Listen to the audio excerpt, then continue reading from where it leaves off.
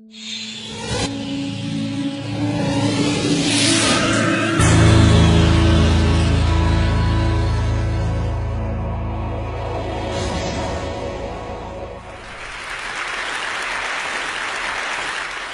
few years ago, I felt like I was stuck in a rut.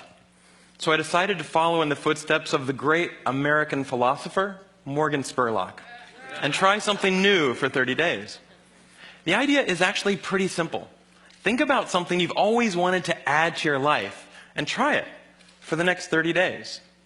It turns out 30 days is just about the right amount of time to add a new habit or subtract a habit, like watching the news, from your life.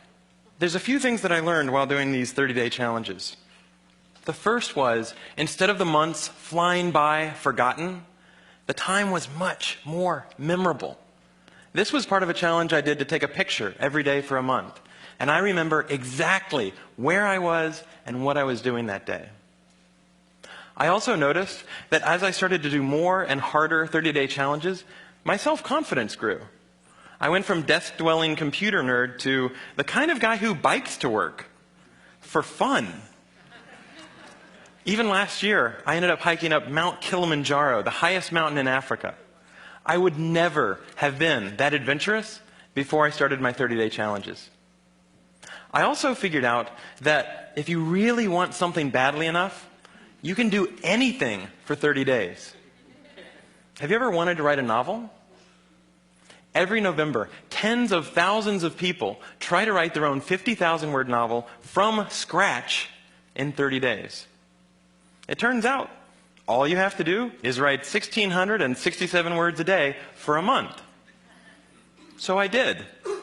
By the way, the secret is not to go to sleep until you've written your words for the day. You might be sleep deprived, but you'll finish your novel. Now, is my book the next great American novel? No, I wrote it in a month. It's awful.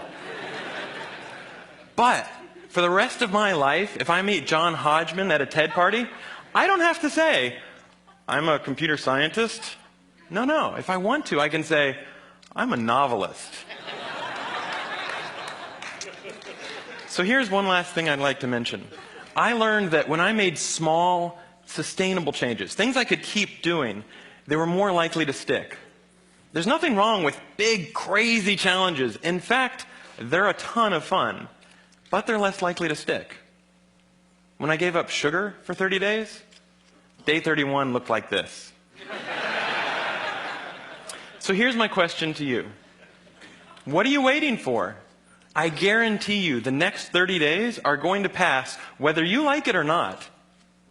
So why not think about something you have always wanted to try and give it a shot for the next 30 days?